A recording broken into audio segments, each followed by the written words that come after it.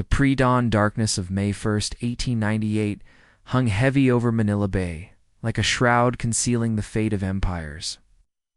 Commodore George Dewey stood on the bridge of his flagship, the USS Olympia, his weathered hands gripping the rail, as he peered through the gloom toward the distant lights of Cavite. Behind him, the most powerful American naval squadron ever assembled in Pacific. Waters moved in perfect formation through the treacherous waters of the Philippines. The tension was palpable aboard every vessel in Dewey's Asiatic squadron.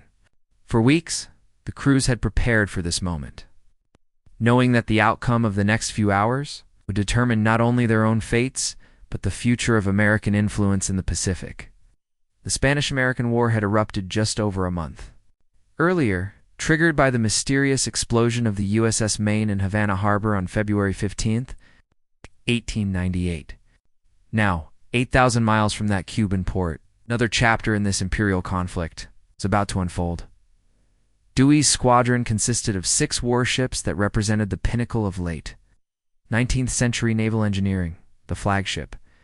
Olympia, a protected cruiser bristling with modern guns, led the formation. Following in her wake came the Baltimore, another protected cruiser whose crew had trained relentlessly for this engagement. The Boston, Raleigh, Concord, and Petrel completed the squadron, each vessel meticulously maintained and crewed by men who understood the gravity of their mission, as recorded in contemporary naval dispatches from the Office of Naval Intelligence. The American force possessed overwhelming superiority in both firepower and technology compared to their Spanish opponents. The Spanish Pacific Squadron, under the command of Admiral Patricio Montoya y Pasaron, consisted of aging vessels that had seen better days during Spain's once mighty reign over the world's oceans. Admiral Montoya faced an impossible situation. As he prepared his defenses in the shallow waters near Cavite Naval Base, his flagship, the Reina Cristina, though bearing the proud name of Spain's Queen Regent, was a relic from an earlier era of naval warfare. The wooden-hulled vessels Castilla, Don Antonio de Ulloa, Don Juan de Austria, de Luzon, Isla de Cuba, and Marques del Duaro comprised the remainder of his fleet. These ships, many constructed decades earlier, bore little resemblance to the steel-armored monsters approaching through the darkness. The Spanish admiral had chosen his position carefully, anchoring his vessels in the shallow waters near Cavite, where the Americans' deeper-draft ships would face navigational challenges. Shore batteries positioned along the coastline provided additional defensive fire, and underwater mines had been laid across potential approach routes. Despite these preparations, Montoya harbored few illusions about his chances against the technologically superior. American Force. Dewey had received his orders directly from Assistant Secretary of the Navy Theodore Roosevelt, who had cabled him, weeks earlier with characteristic directness, order the squadron to Hong Kong, keep full of coal. In the event of declaration of war Spain, your duty will be to see that the Spanish squadron does not leave the Asiatic station, and then offensive operations in Philippine Islands. As the first hints of dawn began to lighten the eastern horizon, the American squadron approached the entrance to Manila Bay. The moment of truth was at hand. Dewey turned to his flag captain, Charles Vernon Gridley, and spoke the words that would echo through naval history. The fate of 2 empires would soon be decided in the warm waters of Manila Bay, where the rising sun would witness the end of Spain's 400-year dominion over the Philippine Islands. The American squadron approached Boca Grande, the main entrance to Manila Bay, as the clock struck midnight on May 1st, 1898. Commodore Dewey had chosen this route despite its known dangers, calculating that the Spanish defenders would least expect a night approach through the treacherous channel. The ships moved in single file, their crews at battle stations. Every man aware that Spanish shore batteries commanded the narrow passage ahead, Captain. Gridley ordered the Olympia's speed reduced to 4 knots as they navigated the darkened waters. Behind them, the other vessels maintained precise intervals, their captains relying on the dim stern lights of the ship ahead to avoid collision in the oppressive darkness. The tension aboard each vessel was almost unbearable, as officers strained to spot the telltale. It's a flash of enemy guns that would signal the beginning of the battle. As the squadron passed El Fraile Island, Spanish sentry finally spotted the dark silhouettes moving across the bay. The alarm was raised, and within minutes, the shore batteries at El Fraile and Corregidor Island opened fire. Orange flashes illuminated the night as Spanish gunners sent shells screaming toward the American vessels. The sound of cannon fire echoed across the water like thunder, announcing to every soul in Manila Bay that the long-anticipated battle had begun. Dewey, however, maintained his course and speed, refusing to return fire. His strategy was brilliant in its simplicity. Press through the entrance quickly and quietly, saving ammunition for the main engagement with Montoyo's fleet. The Spanish shells, fired hastily in poor light, fell harmlessly into the water around the American ships. One projectile passed directly over the Olympia's bridge, close enough that Dewey could hear its whistle, but the flagship continued unscathed. By 2 o'clock in the morning, the entire American squadron had successfully navigated the entrance. To Manila Bay, they had achieved complete tactical surprise, entering the very heart of Spanish naval power in the Pacific without suffering a single casualty. Dewey ordered the ships to reduce speed further and proceed cautiously toward Cavite, where intelligence reports indicated the Spanish fleet lay at anchor. According to naval records preserved in the National Archives, Admiral Montoyo had received word of the American approach just as dawn was breaking. The Spanish commander faced a terrible dilemma. His ships were not ready for immediate battle. With several vessels still undergoing repairs and their crews scattered on shore leave, the coal bunkers of most Spanish ships were only partially filled, and ammunition stores had not been fully distributed to the gun crews. Montoyo ordered his captains to prepare for battle as quickly as possible, but he knew that time was not. On his side, the Reina Cristina, his flagship, required at least 2 more hours to build sufficient steam pressure for combat maneuvering. The Castilla, a wooden-hulled veteran of Spain's colonial wars, was in such poor condition that her captain doubted she could survive even minor battle damage. As the sun rose over Manila Bay on May 1st, 1898, both fleets prepared for a confrontation that would reshape the balance of power in the Pacific. The Spanish crews worked frantically to ready their aging vessels for battle, while the Americans approached with methodical precision, their modern ships functioning like clockwork mechanisms of war. Dewey positioned his squadron approximately 5,000 yards from the Spanish line. It's close enough for accurate gunnery, but far enough to avoid the worst effects of Spanish defensive fire. The morning light revealed the full extent of the disparity between the two forces. Sleek American steel against weathered Spanish wood and iron, modern rifled guns against outdated smoothbore cannons, disciplined crews trained in the latest naval tactics against brave but overwhelmed Spanish sailors fighting with equipment from a bygone era. The stage was set for one of the most decisive naval battles in history. At 5:37 in the morning on May 1st, 1898, Commodore George Dewey turned to his flag captain aboard the USS Olympia and spoke the words that would become legend. "You may fire when ready." Gridley, Captain Charles Vernon Gridley, immediately passed the order to the forward 8-inch gun turret. And within seconds, the first American shell of the Battle of Manila Bay screamed toward the Spanish fleet anchored near Cavite. The morning sun cast long shadows across Manila Bay as the opening salvo shattered the tropical calm. The Olympia's guns roared in sequence, followed immediately by the thunderous response from the Baltimore, Boston, Raleigh, Concord, and Petrel. The American line moved in perfect formation at 8 knots, maintaining a distance of approximately 5,000 yards from the Spanish vessels while delivering devastating broadsides with mechanical precision. Admiral Patricio Montoyo, aboard his flagship, Reina Cristina, watched the approaching American squadron with grim determination.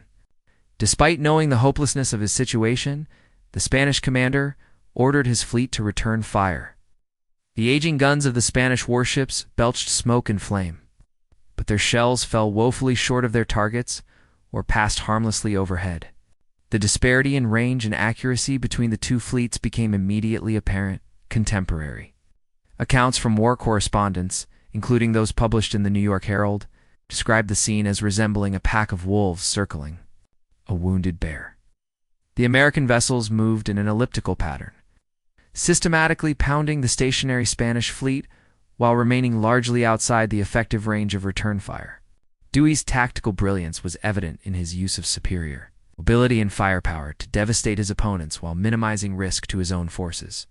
The Spanish shore batteries at Cavite joined the desperate defense, adding their voices to the thunderous chorus of cannon fire. However, these fixed positions proved even less effective than the fleet guns, as American naval gunners quickly found their range and began systematically silencing the coastal defenses. Clouds of black smoke billowed across the bay as shell after shell found its mark on Spanish positions. Aboard the Reina Cristina, Admiral Montoyo realized that his anchored position made his ships sitting targets for the more maneuverable American vessels. Against all odds, he ordered his flagship to get underway and attempt a direct assault on the American line. The aging cruiser gathered speed and charged toward Dewey's squadron in a desperate bid to close the distance and bring her guns to bear effectively. The sight of the Spanish flagship's brave but futile charge stirred admiration even among the American crews. However, the Reina Cristina's bold attempt was doomed from the start. Concentrated fire from multiple American vessels struck the Spanish cruiser repeatedly, and within minutes, she was transformed into a burning listing wreck. Admiral Montoyo, wounded but still conscious, ordered his ship to return to the shallows near Cavite to avoid blocking the guns of his remaining vessels. The wooden-hulled Castilla suffered perhaps the most dramatic fate of any Spanish vessel that morning. American incendiary shells set her ablaze almost immediately, and the ancient warship became a floating inferno. Her crew fought valiantly to save their ship, but the flames spread too quickly through her timber construction. Captain Luis Cadarso ordered his men to abandon ship rather than face incineration, and the Castilla burned to the waterline before finally sinking in the shallow waters of Cavite Bay. As the battle progressed, it became clear that Spanish resistance was crumbling under the relentless American bombardment. The Don Antonio de Ulloa took multiple hits and began listing heavily to starboard. The Isla de Luzon and Isla de Cuba, both small gunboats, were quickly overwhelmed by the superior American firepower. The Marques del Duero, attempting to support the flagship's charge, was struck by several 8-inch shells and forced to withdraw with heavy damage. By 7 o'clock in the morning, after just over an hour of continuous combat, the Spanish fleet was in ruins. Every major vessel had been either sunk, burned, or damaged beyond repair. The shore batteries had been silenced, and Spanish resistance had effectively collapsed. Dewey ordered a temporary ceasefire to assess the damage and allow his crews a brief respite from the intensity of battle. At 7 o'clock sharp on the morning of May 1st, 1898, Commodore Dewey ordered his squadron to cease fire and withdraw to assess the battle's progress. The temporary lull in combat revealed the stunning effectiveness of American naval gunnery. Smoke from burning Spanish vessels drifted across Manila Bay like funeral shrouds. While the acrid smell of cordite hung heavy in the tropical air, Captain Gridley approached his Commodore with the initial damage reports from the American fleet. Remarkably, not a single American sailor had been killed during the intense hour-long engagement. The only casualties were 7 men slightly wounded, mostly from splinters and minor burns. The USS Olympia had suffered only superficial damage from a single Spanish shell that had struck her hull without penetrating. The other vessels reported similarly minimal damage, a testament to both American tactical superiority and Spanish gunnery difficulties. The contrast with Spanish losses was staggering. As reports filtered in from various sources, including Filipino observers on shore, the magnitude of the American victory became clear. The entire Spanish Pacific Squadron had been effectively destroyed as a fighting force. Admiral Montoyo's flagship, the Reina Cristina, lay partially submerged near Cavite, with her superstructure, a twisted mass of metal. The Castilla continued to burn, her wooden hull consumed by flames that could be seen from miles away. According to dispatches later published in the Manila Times, Spanish casualties numbered in the hundreds. The exact count remained uncertain due to the chaos of battle, but estimates suggested that over 300 Spanish sailors had been killed or wounded. Many Spanish officers, including Admiral Montoya himself, had suffered injuries while attempting to maintain their positions under impossible circumstances. Dewey used the ceasefire to redistribute ammunition and coal among his vessels. The American squadron had expended enormous quantities of shells during the engagement, and the Commodore wanted to ensure his ships remained ready for any potential continuation of hostilities. Supply ships that had followed the squadron to Manila Bay began the complex process of replenishing the warships' magazines while maintaining combat readiness. The strategic implications of the victory were immediately apparent to Dewey and his senior officers. With the Spanish fleet destroyed, the United States now controlled Manila Bay and, by extension, access to the Philippine capital. Spanish colonial authority in the islands had suffered a devastating blow from which recovery seemed impossible. The path was now clear for American forces to establish a foothold in the Pacific that would fundamentally alter the balance of power in the region.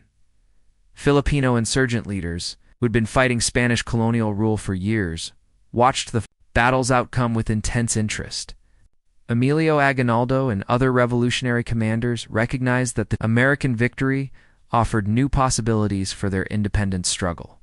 Though they could not foresee the complex relationship that would develop between Filipino nationalists and their new American neighbors, Spanish shore positions continued to offer sporadic resistance. But their efforts were largely symbolic. The coastal fortifications had been systematically destroyed by American naval gunfire, and the few remaining guns posed no serious threat to Dewey's squadron. Spanish colonial officials in Manila realized that their military situation had become untenable and began considering their limited options at 11 o'clock in the morning. Dewey ordered his squadron to resume combat operations to complete the destruction of remaining Spanish vessels and shore installations. The second phase of the battle would be even more one-sided than the first. As Spanish resistance had been almost entirely eliminated during the initial engagement, the USS Petrel and USS Concord were dispatched to complete the destruction of Spanish vessels in the inner harbor near Cavite. These smaller American warships methodically finished off damaged Spanish craft that might potentially be repaired and returned to service. The thoroughness of American operations ensured that Spain would never again pose a naval threat in Philippine waters. As the second phase of combat began, it was clear that the Battle of Manila Bay represented more than just a tactical victory. The engagement marked the emergence of the United States as a major Pacific naval power and signaled the beginning of the end for Spanish colonial empire in the Philippines. The reverberations of this single morning's work would be felt across the world as nations reassessed American capabilities and intentions in the Pacific region. When combat operations resumed at 11 o'clock in the morning, the American squadron faced minimal resistance from the shattered Spanish forces. Commodore Dewey ordered the USS Petrel and USS Concord to enter the inner harbor near Cavite Arsenal to complete the systematic destruction of any remaining Spanish vessels that might pose future threats to American operations in Manila Bay. Captain Edward Perry Wood of the Petrel led this final phase of the engagement with methodical precision. His gunboat, though the smallest vessel in Dewey's squadron, possessed more than adequate firepower to deal with the surviving Spanish craft. The Petrel's 4-inch guns spoke repeatedly as Wood's crew systematically destroyed gunboats, transports, and auxiliary vessels that had survived the morning's bombardment. The Spanish gunboat Ulloa, though badly damaged during the initial engagement, still showed signs of potential salvage. Captain Wood ordered his gunners to concentrate their fire on this vessel until she was reduced to a burning hulk. Similar treatment was accorded to several smaller Spanish craft that might have been repaired under different circumstances. Americans left nothing to chance in their determination to eliminate Spanish naval power completely. Meanwhile, the larger vessels of Dewey's squadron maintained their positions in the outer bay, ready to repel any unexpected Spanish reinforcements, or to support the inshore operations if needed. The USS Olympia and her consorts had effectively established complete naval supremacy over Manila Bay. But Dewey understood the importance of maintaining vigilance until all potential threats had been neutralized. Spanish shore installations received renewed attention during this phase of the battle.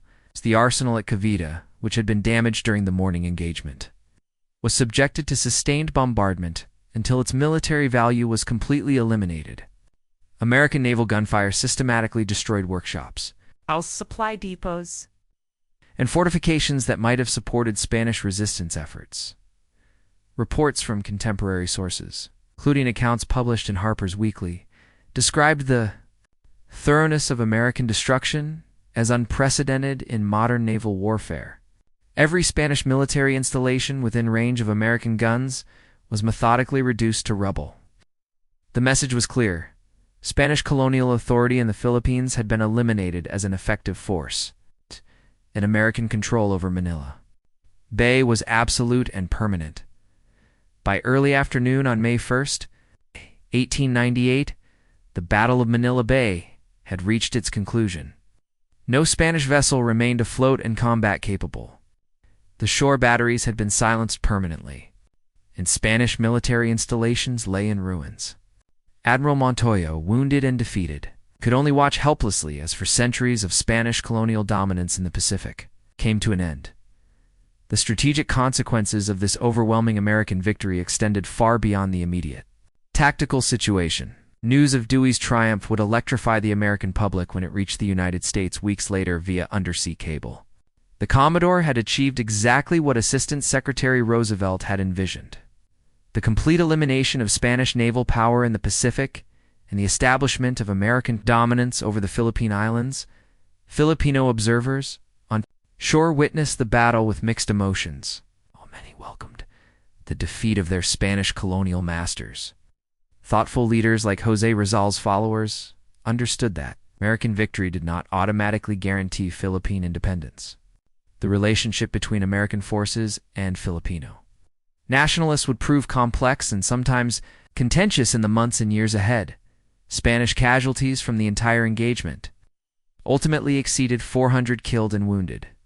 While American losses remained remarkably light, this casualty ratio reflected not only the technological superiority of American forces, but also the tactical brilliance of Dewey's approach to the battle. By maintaining optimal range and using superior mobility, the American squadron had achieved total victory while minimizing risk to their own personnel, as the afternoon sun cast long shadows across the debris-strewn waters of Manila Bay. Commodore Dewey could survey the scene with complete satisfaction. The squadron had accomplished one of the most decisive naval victories in maritime history, establishing American power in the Pacific and opening a new chapter in the nation's imperial expansion. The Battle of Manila Bay was over, but its consequences would reshape the balance of power across the entire Pacific region for generations to come. As the sun began to set on May 1st, 1898, Commodore George Dewey surveyed the transformed landscape of Manila Bay from the bridge of his flagship, where Spanish warships had proudly anchored at dawn. Only smoke-blackened water and scattered debris remained. The complete destruction of Admiral Montoya's fleet had been accomplished with an efficiency that surprised even the most optimistic American planners. Dewey immediately understood the broader implications of his victory. The United States had not merely won a naval battle, it had fundamentally altered the balance of power in the Pacific Ocean. With Spanish naval forces eliminated, American control over the Philippine Islands was now limited only by the time required to land ground forces and establish permanent bases throughout the archipelago. The Commodore's first priority involved securing Manila Bay against any potential Spanish reinforcements, though intelligence reports suggested no significant Spanish naval forces remained in Pacific waters. Dewey established patrol schedules for his squadron and began planning the occupation of key strategic positions around the bay. Cavite Naval Base, though heavily damaged by American bombardment, could be rebuilt to serve as a permanent American naval station in the Western Pacific. Communication with Washington became Dewey's next major challenge. The nearest American cable station lay thousands of miles away in Hong Kong, and news of the victory would not reach the United States for several weeks. The Commodore prepared detailed reports of the engagement for transmission as soon as communication links could be established. Knowing that news of such a decisive victory would electrify the American public and government, Spanish colonial officials in Manila found themselves in an impossible position following the naval battle. Governor General Basilio Agustin de Villa still commanded significant ground forces throughout the Philippine Islands. But without naval support, these troops were essentially isolated and unable to receive reinforcements or supplies from Spain. The Governor-General began considering his limited options as American victory became undeniable. Filipino revolutionary leaders who had been conducting guerrilla warfare against Spanish colonial rule for years recognized that the American victory had created new opportunities for their independence movement. Emilio Aguinaldo, the most prominent Filipino nationalist leader, was at that time in exile in Hong Kong, but began planning his return to the Philippines to capitalize on the changed circumstances, according to contemporary accounts preserved. In the congressional record, the strategic value of Dewey's victory extended well beyond the immediate military situation. American control over Manila Bay provided the United States with a major naval base within striking distance of China, Japan, and the entire Southeast Asian region. This geographic advantage would prove crucial as America emerged as a major Pacific power in the 20th century. The economic implications were equally significant. The Philippine Islands possessed valuable natural resources and occupied a strategic position along major Pacific trade routes. American merchants and investors immediately recognized the commercial opportunities that would result from permanent American control over this island chain. Plans for expanded trade relationships with Asia began forming even before the Battle of Manila Bay had officially concluded. Dewey also had to consider the welfare of his own crews and the maintenance of his squadron in a region far from American supply bases. The ships required coal, ammunition, fresh provisions, and eventual repairs that could only be accomplished with proper logistical support. The Commodore began planning for the establishment of supply lines that would sustain American naval operations in the Western Pacific indefinitely. The international reaction to American victory would prove complex and far-reaching. European powers with colonial interests in Asia watched American expansion into the Pacific with considerable concern. Germany, Britain, France, and other nations began reassessing their own strategic positions in light of emerging American naval capabilities. As night fell over Manila Bay on May 1st, 1898, the age of American Pacific power had begun. Dewey's squadron continued to patrol the bay, ready for any Spanish attempts at counterattack. But such efforts seemed increasingly unlikely given the magnitude of Spanish losses. The Battle of Manila Bay had established the United States as the dominant naval power in the Western Pacific, with consequences that would influence international relations for decades to come. The morning of May 2nd, 1898, dawned peacefully over Manila Bay, presenting a stark contrast to the thunderous naval combat that had transformed the region just 24 hours earlier. Commodore George Dewey stood once again on the bridge of his flagship, but now he commanded not just a victorious squadron, but effectively controlled the gateway to an entire island archipelago that would soon become America's first major overseas territory. The strategic ramifications of the Battle of Manila Bay extended far beyond the immediate military victory. In the space of a few hours, the United States had announced its arrival as a major Pacific naval power, fundamentally altering the balance of international relations throughout Asia. European colonial powers, particularly Germany and Britain, immediately began reassessing their own positions in the region as they recognized that American expansion into the Pacific represented a permanent shift in global power dynamics. Dewey's triumph also marked the beginning of America's complex relationship with the Philippine Islands and their people. While Filipino revolutionaries initially welcomed American victory over their Spanish colonial masters, the relationship between American forces and Filipino independence movements would prove challenging in subsequent years. Leaders like Emilio Aguinaldo harbored hopes that American victory would lead to Philippine independence, expectations that would create significant tensions as American colonial administration was established throughout the islands. The technological aspects of the battle provided important lessons for naval strategists worldwide. The overwhelming superiority of modern American steel warships over aging Spanish wooden vessels demonstrated the rapid pace of naval innovation in the late 19th century. Military observers from various nations studied the engagement carefully, recognizing that naval warfare had entered a new era where technological advantage could determine battle outcomes. Almost regardless of traditional factors like courage and seamanship, news of Dewey's victory, when it finally reached the United States via underwater cable through Hong Kong, created a sensation that exceeded even the most optimistic expectations.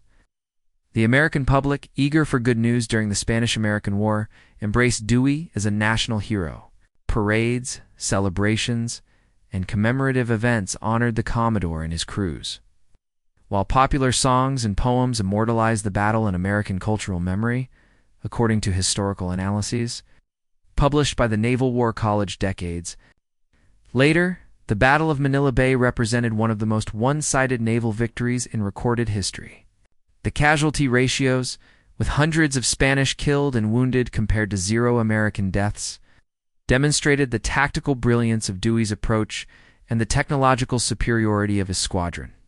Military academies would study the engagement for generations as an example of how superior preparation and equipment could achieve decisive results. The economic consequences of American victory in Manila Bay proved equally significant. The Philippine Islands provided the United States with valuable natural resources, strategic naval bases, and commercial opportunities throughout Asia. American businesses quickly recognized the potential for expanded trade with China, Japan, and Southeast Asia, using the Philippines as a base of operations. The islands became America's stepping stone to broader Pacific commerce and influence. International law and diplomatic relations also evolved in response to American expansion into the Pacific. The Treaty of Paris, signed later in 1898, formally transferred Spanish colonial possessions to the United States, including the Philippine Islands, Guam, and Puerto Rico. This territorial expansion marked America's emergence as a true world power with global responsibilities and interests. The human cost of imperial expansion became apparent in subsequent years as American colonial administration faced resistance from Filipino independence movements. The Philippine-American War, which began in 1898, demonstrated that military victory in Manila Bay was only the beginning of America's complex involvement in Southeast Asian affairs. As Commodore Dewey's squadron continued patrolling Manila Bay in the days following the battle, few could have predicted the full scope of changes that would result from that morning's work. The Battle of Manila Bay had accomplished far more than the destruction of a Spanish fleet. It had announced America's transformation from a continental nation to a global empire with interests and responsibilities spanning the Pacific Ocean. The legacy of May 1st, 1898, would influence American foreign policy, military strategy, and international relations well into the 21st century. From the ashes of the Spanish Pacific Squadron rose American Pacific power that would shape world events for generations to come. The brief battle that began at dawn in Manila Bay had changed the course of history itself.